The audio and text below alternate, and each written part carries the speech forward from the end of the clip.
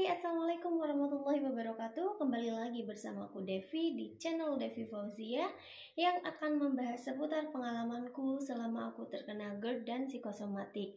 Bagaimana kabarnya hari ini teman-teman, terutama bagi kita para pejuang psikosomatik agar kita bisa mengontrol rasa cemas dan panik kita. Semoga hari demi hari semakin membaik sehingga kita tidak merasakan sensasi-sensasi aneh yang membuat pikiran kita takut dengan hal-hal yang macam-macam, kayak takut mati, takut pingsan gitu ya.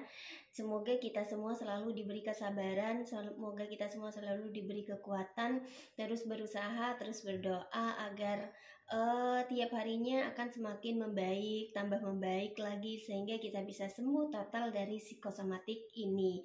Jadi teman-teman,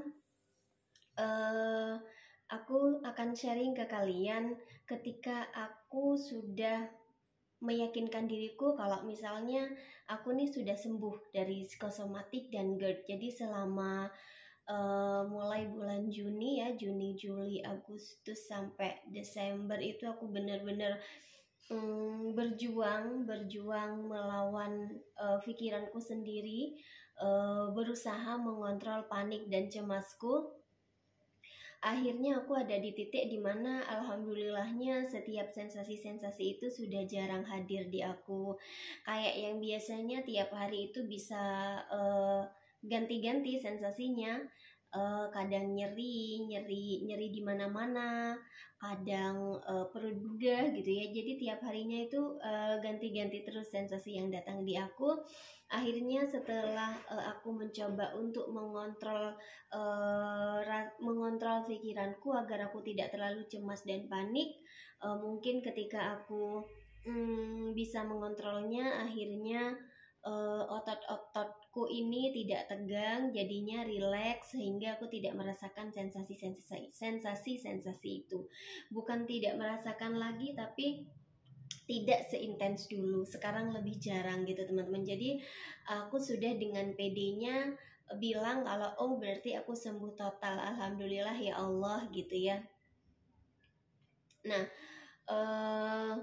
setelah beberapa bulan itu aku jarang merasakan sensasi-sensasi lagi. Jadi aku sudah berpikir aku sudah sembuh nih dari yang namanya psikosomatik dan si GERD. Akhirnya aku mulai makan makanan yang sembarangan lagi, mulai makan yang tidak sehat lagi, terus aku jarang mengontrol pikiranku, aku tidur sembarangan gitu ya. Jadi mungkin itu juga menjadi salah satu pemicu akhirnya aku sampai mendapatkan sensasi baru yang tidak pernah aku rasakan sebelumnya. Jadi ketika kita penderita psikosomatik mendapatkan sensasi baru, kalau aku pribadi itu paniknya luar biasa teman-teman. Kayak apa ini sensasi baru nih yang muncul. Dulunya nih aku tidak pernah ngerasain nih sensasi ini. Jadi ketakutan, takut mati muncul lagi, takut pingsan muncul lagi, berpikiran kalau ini adalah penyakit yang sangat parah muncul lagi, penyakit yang tidak bisa sembuh muncul lagi, perasaan-perasaan itu ya di pikiran ya. Nah, pada waktu itu aku ingat sekali malamnya aku selesai makan sambal yang pedas banget, lagi makan di warung dan sambalnya itu pedas banget. Nah akhirnya besoknya perutku itu mules teman-teman. Besoknya perutku mules, tapi mules datang, tapi ya sudah, aku kayak minum air, tidak terlalu aku rasakan, mungkin mules biasa gitu ya perasaanku. Jadi perutku mules, belum mual waktu itu, jadi aku tetap beraktivitas seperti biasanya. Akhirnya aku berangkatlah ke kantor, aku ngajar murid-muridku, tapi nyampe di kantor tambah mules, kayak pengen pup tapi tidak bisa teman-teman. Kayak perut ini dikremes gitu ya, sampai tembus ke belakang gini sakitnya, dari perut sampai tembus belakang. Nah karena waktu itu aku sudah ngerasa aku harus pulang nih, nggak kuat, nggak bisa nih kalau misalnya tetap terus mengajar. Akhirnya aku bolak-balik kamar mandi, aku sering meninggalkan kelasku, tapi nyampe kamar mandi pun tidak ada yang bisa dikeluarkan gitu teman-teman, jadi cuma mules banget. Akhirnya karena aku belum pernah merasakan sensasi seperti itu sebelumnya, aku mulai panik lagi, aku mulai takut lagi, ketakutan, takut mati, takut penyakit aneh-aneh, takut pingsan, takut ini itu muncul lagi. Karena aku tambah panik, ototku makin tegang, jadi tidak hanya mules nih yang aku rasakan. Akhirnya aku mulai mual, terus mulai nyeri lagi nih di badan, tambah panik lagi, ya kok datang lagi sensasi-sensasi ini, padahal kemarin itu sudah alhamdulillahnya sudah bisa dibilang jarang gitu ya, jarang hadir sensasinya di aku. Tapi karena satu sensasi yang datang lagi, akhirnya karena aku panik, sensasi-sensasi sebelumnya itu datang lagi teman-teman. Jadi karena aku panik, aku memutuskan untuk pergi ke dokterku yang aku anggap cocok di aku, bisa menenangkan aku. Nah aku pikir aku mungkin karena ini ya sakit perut biasa gitu, udah ada hubungannya dengan asam lambungku. Ternyata katanya dokterku yaitu karena salah makanan, akhirnya salah makanan dan tidak cocok di lambungku. Akhirnya ya mulai bukan perih sih, kayak bener-bener kayak diperes gitu teman-teman, kayak kita mau lahiran gitu ya, kalau yang ibu-ibu sekalian yang pernah merasakan. Nah seperti itu teman-teman. Jadi setelah dari dokter aku dikasih obatnya sama kayak yang dulu tetap penetral asam lambung. Nah karena dokternya itu menenangkan, jadi panikku itu sedikit hilang, yang mengakibatkan sensasi-sensasi yang biasanya aku rasakan itu juga satu persatu itu tidak aku rasakan lagi karena aku sudah rileks. Tapi mualku waktu itu tetap teman-teman, jadi mualku tetap kayaknya aku pikir duh, ini semalaman aku tidak akan bisa tidur nih kalau mualnya seperti ini, kayak bener-bener mual, kayak mau muntah tapi tidak ada yang dimuntahkan gitu, jadi munak-munak di perut gitu teman-teman. Wah itu perasaan yang sangat tidak enak sekali. Jadi aku pikir mungkin aku sudah ini ya, tidak akan bisa tidur nih semalaman gitu. Tapi alhamdulillahnya aku bisa tidur tembus sampai pagi, mualnya udah mendingan, sakit perutnya udah mendingan. Akhirnya aku diare teman-teman, aku diare beberapa hari, tapi ya itu lumayan lah, maksudnya sakit perutnya ada yang bisa kita keluarkan gitu ya. Setelah diare beberapa hari, aku memang sengaja tidak mengkonsumsi obat-obatan untuk mencegah diare atau memanfaatkan diarenya. Aku biarkan aja, hanya memperbanyak minum air putih gitu teman-teman.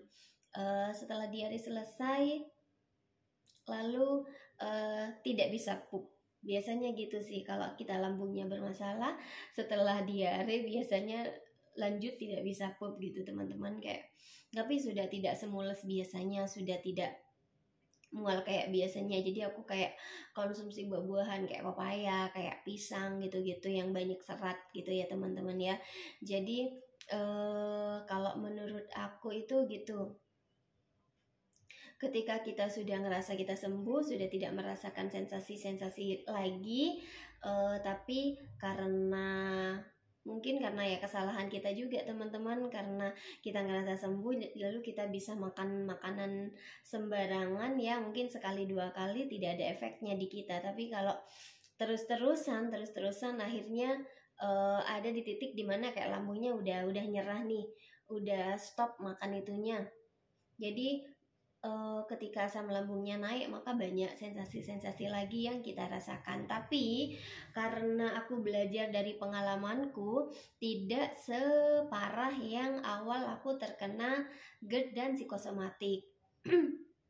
lebih sembuhnya lebih cepat gitu teman-teman daripada yang dulu. Kalau yang dulu kan sampai aku berbulan-bulan, sampai bener-bener beberapa minggu pertama tuh ngerasa terpuruk, kayak kita nih adalah orang yang paling apa ya, yang paling menderita, yang punya penyakit paling parah gitu ya teman-teman ya.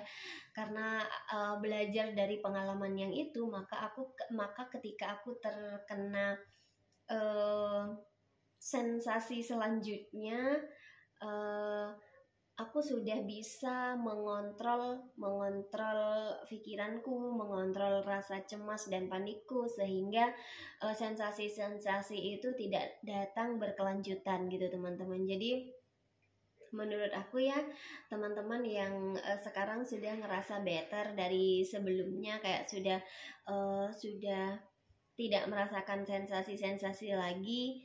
Kalaupun mau makan apapun itu kayak harus sesuai porsinya teman-teman. Tetap ingat kalau misalnya lambung kita nih pernah cacat gitu ya istilahnya. Jadi dijaga, benar-benar dijaga lambungnya, bener-bener dikontrol pikirannya agar kita sehat terus, sehingga sensasi-sensasi itu tidak datang teman-teman. Jadi itu sebagai pengalaman buat teman-teman juga gitu ya.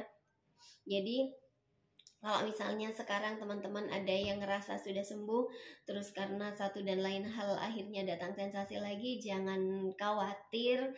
Jadi yang kemarin itu gejala awal itu kita bikin ini acuan, kalau semua sensasi-sensasi itu akan menghilang dengan sendirinya ketika kita bisa menjaga pola pikir ditambah dengan pola makan kita. Kalau kayak pola hidup, alhamdulillahnya sudah sangat bisa mengontrol itu, kayak tidur tepat waktu, kapan waktunya istirahat gitu ya, tidak berlarut-larut dengan hal-hal yang tidak positif. Olahraga seperlunya, sebisanya di rumah juga bisa gitu ya teman-teman ya. Kalau misalnya pun perlu ke tempat sanggar, silakan, karena ketika kita bertemu dengan teman baru, ketika kita bertemu dengan orang baru, itu juga akan membantu kita ya. Kalau aku tuh kayaknya aku memang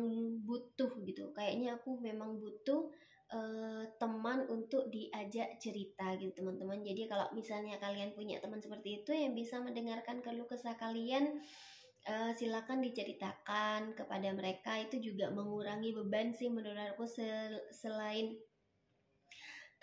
tetap mendengarkan YouTube. Kalau aku sampai sekarang masih tetap teman-teman, jadi aku tetap mendengarkan sharing-sharing dari teman-teman yang sudah sembuh atau yang lagi berjuang untuk sembuh. Itu sebagai motivasi sih buat aku tuh bisa juga sembuh seperti mereka. Oh ternyata bukan aku nih satu-satunya orang yang merasakan penyakit ini. Masih banyak di luaran sana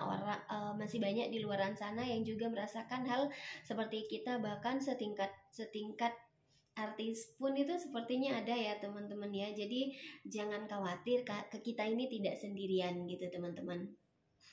Jadi itu video sharingku kali ini. Semoga apa yang aku sharing di video-videoku bisa menjadi atau bisa bermanfaat untuk teman-teman semuanya, terutama yang sampai saat ini masih terus berjuang melawan anxiety-nya, melawan rasa paniknya gitu ya teman-teman ya.